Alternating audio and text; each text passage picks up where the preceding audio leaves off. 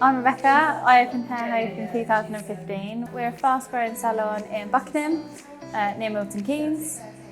I was inspired to start Hair Host after working for many years at Tony & Guy. I wanted to build a brand that was my vision rather than someone else's. So day to day, I do the running of the salon. I'm supported by a strong team and my parents who do the bookkeeping and marketing side of things. When setting up the company, we sought out an accountant, which I'd already worked with before, and so we took their advice really on whether we should be a limited company or an LLP. And LLP was fairly new and I had a very limited understanding of what it was. But they really advised us there, and because of the way that the business is structured, it was most appropriate to do it as an LLP so that we can actually allocate all the profits if we needed to one of the partners. My vision for the salon was for it to feel like my living room, and I want everyone to feel like they can have a chat with any of the staff and it's all quite friendly. You don't know if anyone's going to walk through the front door.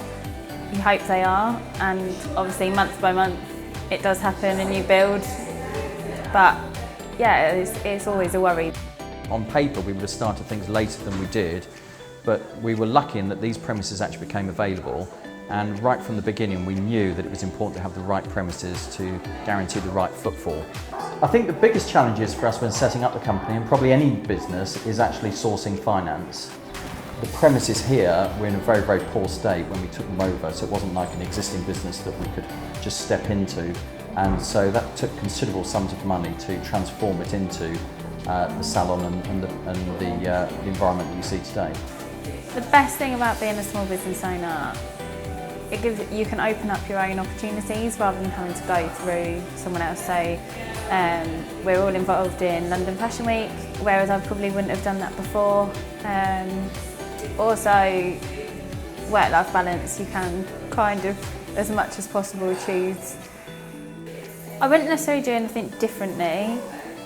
Obviously, there's things that I've learned from, but if I hadn't have done those things, then I wouldn't know how to go forward, if that makes sense. I think for me the best thing about owning Hair Host is to see how rewarding it can be with bringing people into the business and developing them. It's been great, I think, for us as a family. You know, we are a family business at the end of the day. The three people that own it are closely knitted. But it's nice to see that my daughter's been able to realise her dream. Probably the most important factor for our success is having a strong team. If they believe in your vision, then that's the most important thing, really. We don't have 0-hour contracts.